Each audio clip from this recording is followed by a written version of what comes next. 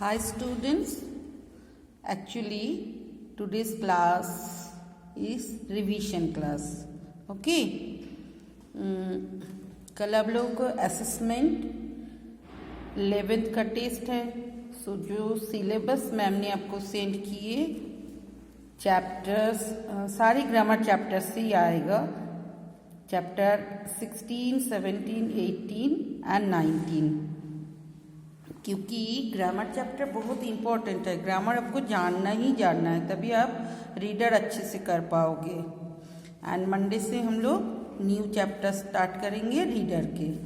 Okay, सो आपको learn करना है साउंड, एनिमल साउंड, ये सारे हैं, इसको लर्न करना है, याद करना है. ओके, आप सारे लर्न करोगे. वीडियोस तो गए हैं, अब वीडियोस को देख के पॉज करके, जैसे कैट का आवाज को क्या बोलते, साउंड को म्याऊ, डॉग बार्क, ऐसे कैट म्याऊ डॉग बार्क, ऐसे आप लोग लर्न करोगे, याद करोगे. Okay, next chapter 17, doing words and naming words. Doing words किसको बोलते हैं? जितनी सारे एक्शन हम लोग करते हैं उसको डूइंग वर्ड, जिसको बाद में आप लोग रीड करोगे वर्ब. डूइंग मतलब कुछ करना, जो हम लोग एक्शन करते हैं, मूवमेंट हम लोग का होता है, वही डूइंग है. करना कुछ भी, जो भी, जैसे मैम अभी आपको चैप्टर समझा रही है, आप लोग वॉच कर रहे हो आपके मोबाइल को, तो ये सारी कुछ हम लोग कर रहे हैं, है ना. So this all are doing words. सारे डूइंग वर्ड्स के अंदर ही आते हैं. जैसे tiger, the tiger in the zoo is ill, है ना. नेमिंग वर्ड क्या है? टाइगर, जू, और वो क्या बीमार है, इल. तो ये आपका डूइंग वर्ड हो जाएगा. Tania is an naming word and reads is a doing word. Tania book read करे, so reading is a naming word. ऐसे ही आपको समझना. नेमिंग वर्ड मतलब किसी का नेम, किसी का नाम. प्लेस नेम, थिंग्स नेम, कोई लिविंग बीइंग, चाहे वो एनिमल्स हो चाहे ह्यूमन बीइंग हो, सबका नाम कोई हम लोग नेमिंग वर्ड्स जानते हैं. और वो जो वर्क करते हैं उसको डूइंग वर्ड बोलते हैं. So both are relate. So go to next chapter. Chapter 18 is am, is, are. Am use कहाँ करते? I am. आई के साथ ऑलवेज यूज होती है. बी वर्ब बोला जाता है एम को. So I am a boy, I am a girl, I am a teacher, I am a mother. So ये सारे आई के साथ ऑलवेज, और कोई वर्ड्स के साथ, कोई प्रोनाउन नाउन के साथ नहीं यूज होते, नेमिंग वर्ड के साथ नहीं यूज होते हैं एम, ओनली आई के साथ. और आई कभी भी आप देखोगे, चाहे वो सेंटेंस के बिटवीन में क्यों ना हो, कैपिटल लेटर ही आते हैं. आई ऑलवेज कैपिटल लेटर, जिसका मीनिंग मैं. ओके, इज किसके साथ? Third person singular. Third person singular किसको बोला जाता है?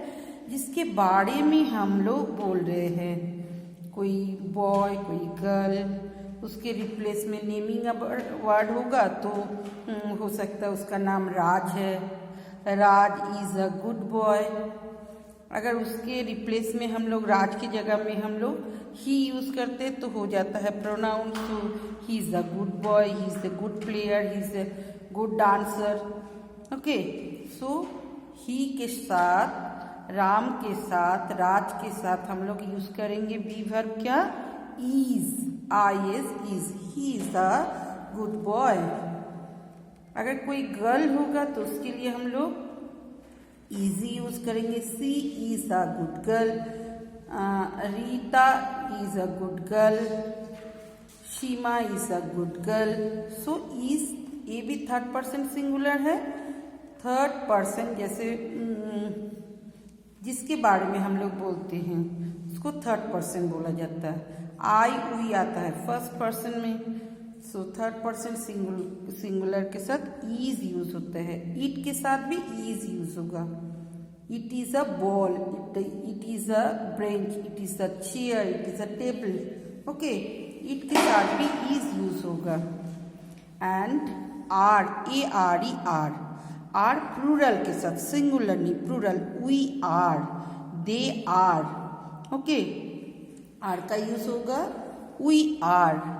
देखिए we are, they are, these oranges are. So are का use mainly plural, plural means एक से ज्यादा, एक से ज्यादा कोई भी चीज हो, चाहे वो ह्यूमन बीइंग हो, एनिमल्स हो, कोई थिंग्स हो, उसको हम लोग आर रिलेट करेंगे उसके साथ be verb. They are, we are, this oranges are. Okay, क्योंकि ऑरेंजेस क्या है, थिंग्स हैं, सो उसके साथ भी आर यूज होगा, क्योंकि बहुत सारे मीनिंग करके दी है oranges. Now next chapter, now this is chapter 19, am is are. ये सारे बी वर्ब यूज होता है प्रेजेंट टेंस के साथ। एंड जो काम हम लोग तब भी कर रहे हैं, मतलब जैसे मैम आपको अभी चैप्टर समझा रही है, सो ये क्या हो रहा है, कंटिन्यू हो रहा है, एंड नहीं हुआ है इस वर्क का। सो उस पोजीशन में हम लोग उस डूइंग वर्ड के साथ ING यूज करते, प्लस करते ING इन। जैसे यू, आप कुछ बुक रीड कर रहे हो, अभी आपका रीडिंग कंप्लीट नहीं हुआ, सो मैम बोलेंगे जैसे हम रीड करें तो I am reading a story book, Raj is reading a chapter. Raj अभी भी रीडिंग कर रहा है उस चैप्टर को, मतलब पढ़ रहा है, अभी कंप्लीट नहीं हुआ है। जब तक कंप्लीट नहीं होगा उसको हम लोग क्या बोलेंगे, कंटिन्यू हो रहा है, so continuous tense, present continuous tense. Present tense किसको बोलते हैं, जो अभी तुरंत जो काम हम लोग कर रहे हैं उसको प्रेजेंट टेंस बोलते हैं। जो काम हो चुका होते हैं उसको पास्ट बोलते हैं, पास्ट पहले हुआ था, सो पास्ट टेंस। एंड जो काम हम लोग बाद में करेंगे, बाद में होने वाले, उसको हम लोग बोलते हैं फ्यूचर। फ्यूचर मीन्स भविष्य, so future tense. So present tense के साथ ही एम इज आर यूज होते हैं बी वर्ब, और एम इज आर के साथ ही डूइंग वर्ड जो रहेगा उसके साथ ING, मतलब प्रेजेंट कंटिन्यूअस टेंस होगा।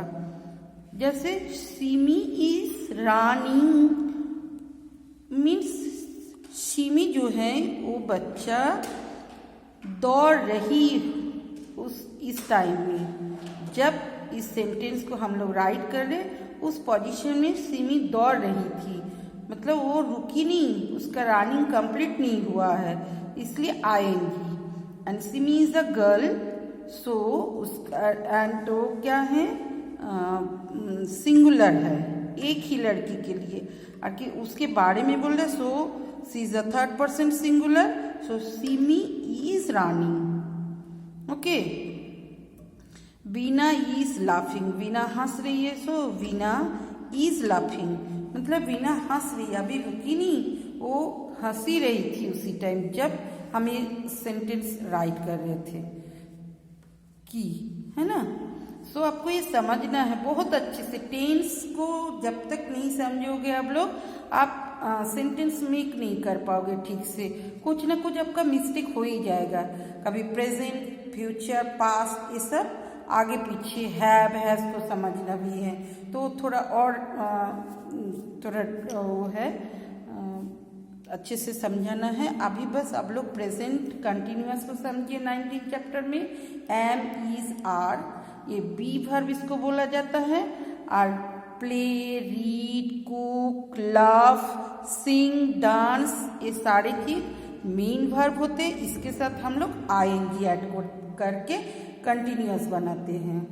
ओके, आप अच्छे से रीड करो, कई बार आपको रीड करना है। बस अभी क्लास 1 में हो और क्लास 1 के सारे बच्चे बहुत अच्छे, बहुत स्ट्रांग हुए इंग्लिश में, आपका सबका रिजल्ट बहुत अच्छा आया। इसलिए आप लोग अभी से अच्छे से पढ़ोगे तो बाद में आपको खुद से क्लास 2-3 से आप लोग आराम से क्वेश्चन आंसर खुद राइट कर पाओगे, सेंटेंस मेक कर पाओगे, है ना।